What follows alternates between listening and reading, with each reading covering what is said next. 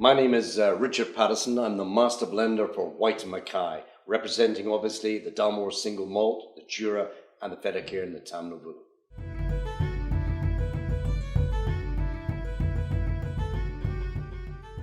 What makes Scotch whisky so important is actually Scotland itself. It is a unique area. It has 4 divisions: the Lowlands, the Highlands, the Campbelltons and the Islas, and from there we get 108 distilleries, as individual as they come. Quite complex in their own way, but so fantastic as well. And that's what makes it unique. It cannot be copied anywhere in the rest of the world.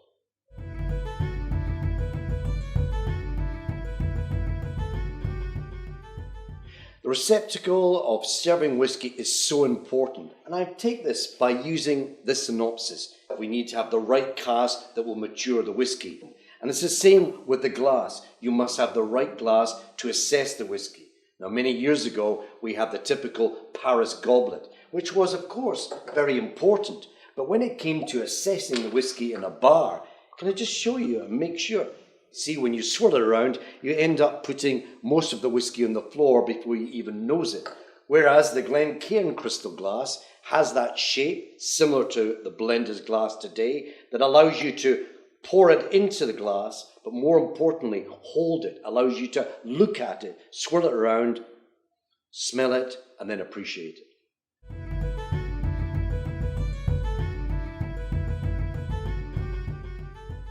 I can remember, quite a long time ago, it was in the early 80s when I was introduced to the Glencairn crystal glass. Raymond Davidson, the managing director, he had started to design this glass. But it wasn't until about 2000, until such time as we really got together with other blenders. We went through the specification. We noticed originally it was quite small. It wasn't as bulbous as you see today. And that changed, and slowly but surely, this is what the glass developed through our interpretation, the way it could be held, the way it could be nosed. And from that, this wonderful glass was born.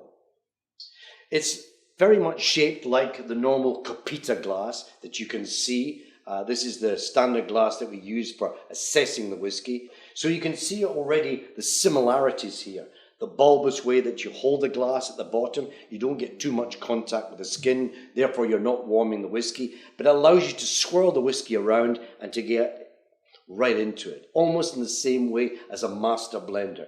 You can first of all see the colour of it, and then it allows him to nose it, taking the time. Hello, how are you? Getting into the spirit and letting it rise to the occasion, and then identifying all the wonderful nuances associated with Scotch whisky. More than anything, it actually identifies Scotch whisky. When you think of the Glencairn glass, what do you think of? You don't think of wine, you think of Scotch whisky, and that's what makes it so special. Getting the consumer to think about Scotch whisky, not just blended whisky, but single malt whisky as well.